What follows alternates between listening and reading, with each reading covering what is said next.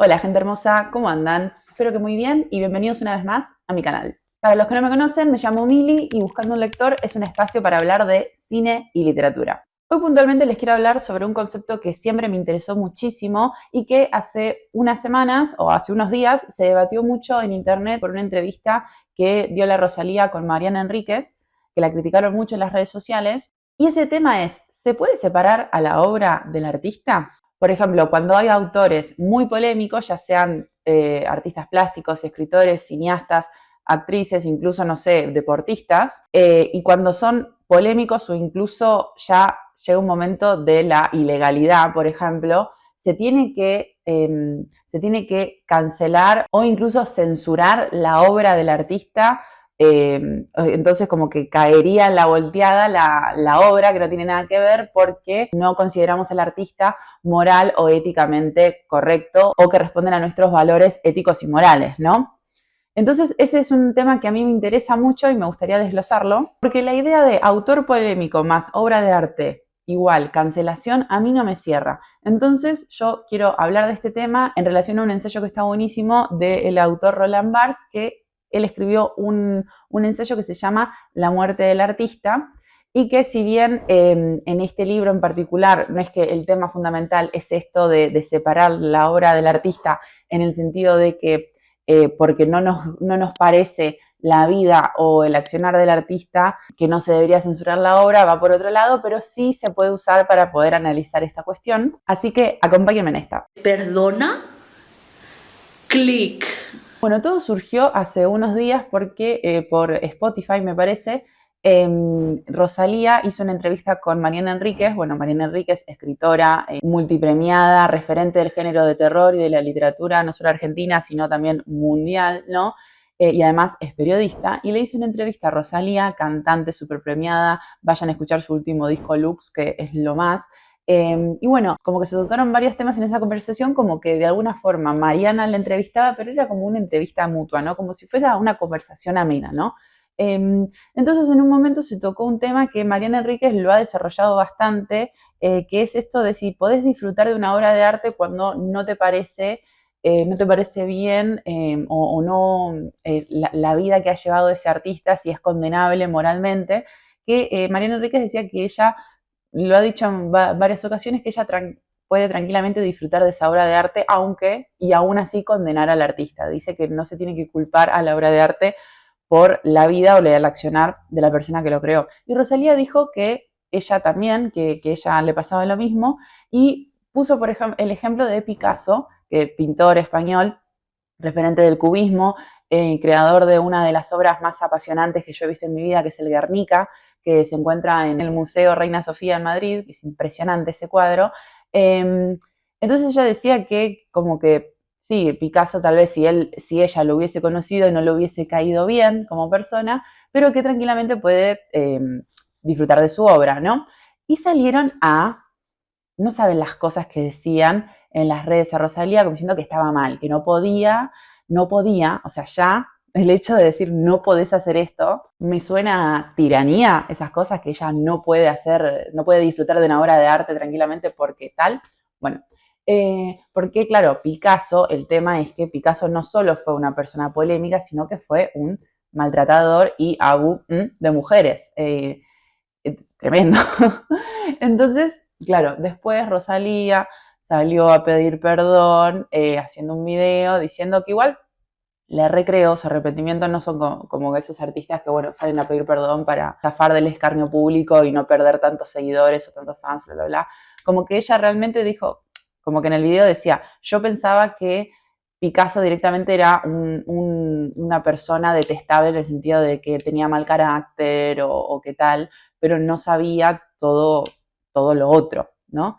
Pero mi postura es que, ¿y ¿y qué pasa si Picasso fue todas esas cosas? Entonces, ¿qué hacemos que todavía no prendimos fuego al Guernica? No, no, no, no. Pero en el sentido de que, ¿y qué tiene que ver? Porque una cosa es el artista y otra cosa es la obra de arte, ¿no? Entonces, ¿qué dice Roland Barthes en su ensayo La muerte del artista? Roland Barthes en este ensayo lo que quería hacer era derribar la noción o la teoría que se tuvo en la literatura, en la teoría literaria, en el análisis literario durante casi toda la historia para analizar la obra de arte. Como que se decía que la vida del autor era fundamental para analizar la obra de arte. Pero en el sentido de que, por ejemplo, qué sé yo, Borges escribió un poema de desamor, eso significa que a Borges le rompieron el corazón. No, tal vez se inspiró y escribió ese poema y ya. Y no lo tenés que analizar en base a su vida. Analizá las metáforas, analizá, no sé, las licencias poéticas, analizá el simbolismo. No te centres en la vida del autor para eso, ¿no? Entonces, en ese sentido, como que Roland Barthes decía que había que dejar la vida del autor de lado, ¿no? Para analizar la obra de arte, pero me parece que es interesante para analizar esto de si se puede separar la obra del arte del artista, porque ¿qué es lo que dice Roland Barthes? Roland Barthes dice que el artista muere en el preciso instante en el que la obra de arte nace. Obviamente lo dice metafóricamente, en el sentido de que la intención, la biografía y la moral del autor dejan de importar una vez que la obra de arte se creó. Hay que dejarlo de lado, ¿no? Y además algo muy fundamental que hay que tener en cuenta que decía Barthes es que el autor de esta obra de arte, o sea, todos los autores, somos todos un tejido de citas, ¿no? Lo que significa que ninguna obra es 100% original, ¿no? Porque un texto dice que está construido a base de ideas previas, la cultura en la que se inscribe el autor o tal vez una cultura de la que tomó prestado ciertas cosas, una cultura que investigó y también de un lenguaje compartido, un código, podríamos decir, compartido en esa misma época, ¿no? Entonces dice que una obra de arte no se crea de la nada. Por lo tanto, hay que tener en cuenta el famoso contexto. Como siempre decía una profesora mía en la facultad, todo texto es en contexto. Quiero dejar algo en claro, es que no es que Barthes dice que no hay que tener en cuenta para nada el contexto en el que se inscribe la obra, no, dice que la obra personal del autor no es importante o no es fundamental, no es inherente para analizar a la obra de arte, pero sí que es fundamental el contexto histórico, sociocultural en el que se escribió. Eh, por ejemplo, a partir del 2018, con todos estos movimientos que me parecieron maravillosos en muchos aspectos, como el Me Too, el Ni Una Menos, eh, toda el Black Lives Matter, toda esta cosa woke, que ahora se llama woke, eh, también había mucha corrección política al nivel de querer derribar una estatua de Abraham Lincoln porque era racista.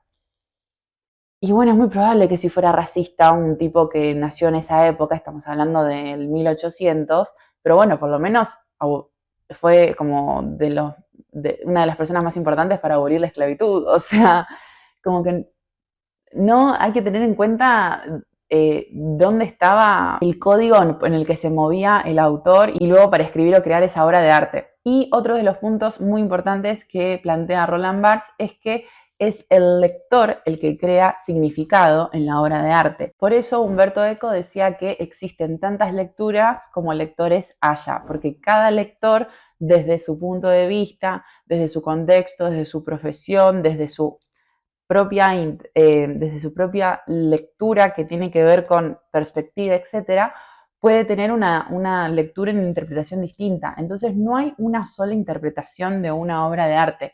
Por eso hay personas que se dedican a analizar una obra de arte a lo largo de toda su vida y que muchas veces es inagotable lo que se puede analizar de ahí, ¿no? Y bueno, y por último, una frase muy hermosa que tiene Roland Barthes en este libro es que el nacimiento del lector debe pagarse con la muerte del autor, que me parece muy poética y muy hermosa porque es como que para que pueda nacer el lector con su propio pensamiento y sus propias interpretaciones, el autor debe morir de alguna forma. Es como que Borges decía que él terminaba de escribir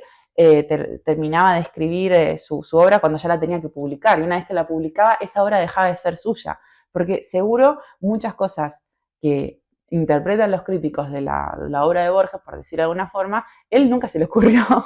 Pero bueno, es como que, y también Hay una anécdota muy buena de Mario Vargas Llosa con su primera novela, que él, para no spoilear, para que la vayan a leerla, que se llama La ciudad y los perros, él escribió tal final. Y 20 años después se encuentra con un crítico francés que le dice, ay, sí, me gustó mucho que este personaje al final, tal cosa. Y él dice, no, Vargas dice, no lo interpretó mal, en realidad este personaje hace lo contrario. Y el autor le dice, no, usted entendió mal su novela, porque con respecto al arco narrativo del personaje sería es completamente correcto pensar que... Y Vargas Llosa dijo, me cerró esa interpretación, podría ser tranquilamente, ¿entendés? Entonces por eso la obra de arte deja de pertenecer al autor una vez que ya la escribió. Por lo tanto, es que yo considero que la obra de arte tiene que ser separada completamente del autor y no podemos prender fuego obras de arte porque consideramos que tal artista no puede ser respetado por nadie porque no aplica a nuestra ética y nuestra moral particular, ¿no?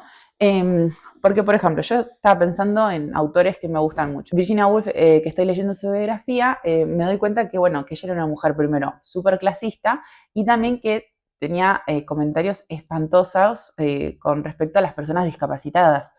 Y eso para mí es tipo, yo no lo puedo tolerar, ¿no? Pero ¿qué? ¿Voy a dejar de leer sus obras? ¿Voy a dejar de analizar sus novelas, sus ensayos? Obvio que no, pero bueno, qué sé yo, también pienso, es una mujer que nació a fines del 1800, en plena, todavía sigue estando en la época victoriana, su educación, etcétera, no sé, también era una persona que luchaba con sus problemas de salud mental, así que andás a ver en qué fibra personal le tocaba, ni idea. Entonces, bueno, dejo de lado eso, critico eso de ella, pero eso no me va a impedir disfrutar de su obra. Por ejemplo, otra escritora que me gusta mucho, que es del sur de Estados Unidos, que encima el sur de Estados Unidos es tremendo lo racista que es, que también nació a principios del 1900 y durante el 2018, que todos se pusieron súper... Ah, no, mentira, fue durante la pandemia, durante el 2020, que se publicaron cartas personales de Flannery O'Connor, que donde ella utilizaba la palabra N para referirse a las personas negras, y como que era muy racista, y la querían cancelar por eso. Y bueno, y sí, seguro era racista, pero qué sé yo, no sé. Bastante hizo por las personas, por los afroamericanos en sus escritos, te das cuenta que ahí critica de todo lo que es el racismo, ¿no? Y después, por ejemplo, no sé, Ernest Hemingway, que también es un escritor que me encanta, él era machista, como que tuvo actitudes muy machistas y muy misóginas para con, o sea, con sus mujeres, y también él disfrutaba muchísimo la caza de animales como deporte.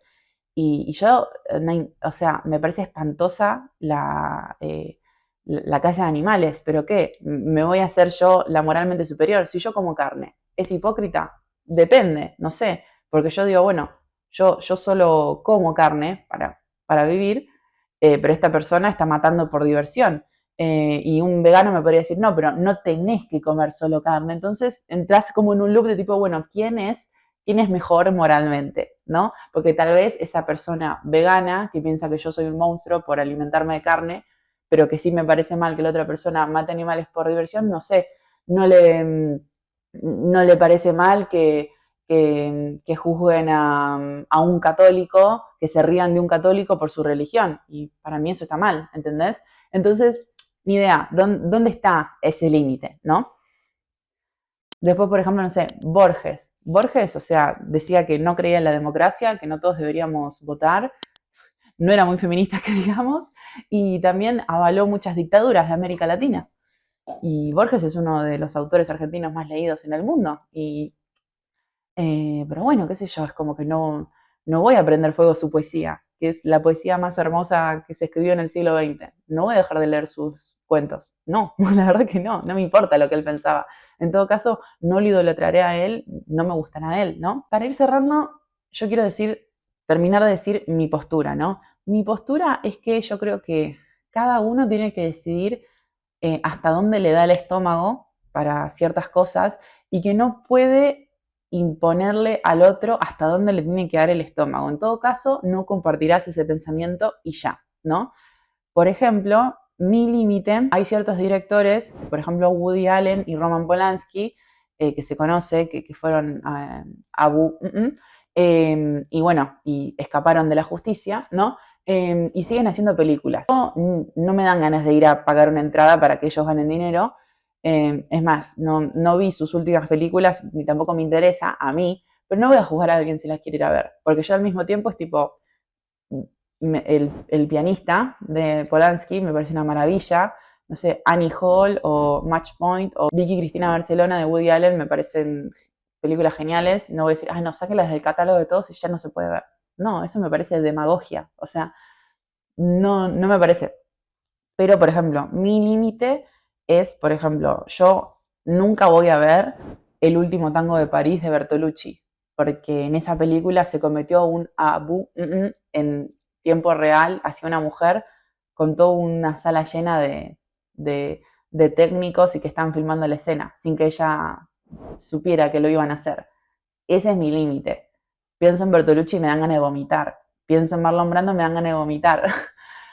Pero al mismo tiempo me pasa que sé que Bertolucci hizo una película extraordinaria que es El último emperador, tal vez la vea, ¿no? Tal vez la vea. Y Marlon Brando, El Padrino, me encanta El Padrino, me encanta cómo actúa. La otra vez también vi por primera vez un tranvía llamado Deseo que actúa Marlon Brando, peliculón. Y bueno, qué sé yo. ¿Cómo se dice esa frase? Al Papa lo que es del Papa. No, al César lo que es del César, no me acuerdo cuál es la frase. O, por ejemplo, me voy a como, me voy al tema de la música, por ejemplo, que no nombré el tema de la música, es, por ejemplo, un rapero que se llama Chris Brown, que era pareja de la cantante Rihanna, y el tipo, un psicópata violento que la molió a golpes y salieron fotos de literal Rihanna con la cara completamente deformada. Y Chris Brown, no sé por qué no fue preso, no sé cómo no está preso, y tiene tatuado acá la cara de Rihanna molida a golpes. Y es tipo, ¿cómo esa persona sigue libre? Pero este está mal de la cabeza. Entonces, y jamás, no me interesa, no que escuché, pero jamás escucharía una canción de Chris Brown. Punto. Pero bueno, tal vez hay gente que es fan de la música de Chris Brown, ni idea. Para mí ahí el problema es idolatrar, por ejemplo. A mí me pasó que cuando era chica yo era muy fan de Michael Jackson y después con todas estas cosas que surgieron que al final nunca sé si son verdad, si son mentiras, qué sé yo, pero decidí no idolatrarlo más, solo que me guste su música y ya, no podés pretender, y con esto quiero cerrar, no podés pretender que porque a vos te guste mucho un artista, no podés pretender que esa persona cumpla con tu mismo ideal de ética, porque yo veo, por ejemplo, a mucha gente que es tipo, bueno, a mí me gusta, no sé, me gusta Joaquín Sabina como cantante, me encanta, mi cantante favorito. Pero a mí me gusta su música y sí, me cae bien. Si el día de mañana me entero que, no sé, Petit Suisse a alguien, va a ser una gran decepción, pero yo no voy a justificarlo porque no, porque si no lo conozco, no lo conozco, qué sé yo, puede ser. Y no sé, y ahí terminará mi idolatría y solo consumiré su música, no sé. Me parece que yo creo que ahí está el límite, podríamos decirlo. Pero bueno, eso es un poco lo que quería compartir con ustedes. Me gustaría que me cuenten ustedes a ver qué les parece, si opinan como yo, si no opinan, me gustaría, porque realmente me parece que es un tema que da a mucho debate y nadie es tan bueno ni nadie es tan malo muchas veces, ¿no? Y me parece que en la vida se construye a base de grises, ¿no? Así que bueno, chicos, eso fue todo por el día de hoy. Acuérdense de darle me gusta, de comentar, de suscribirse. Me pueden seguir en Instagram como @buscandolector y nos vemos muy pronto en un próximo video. Chao.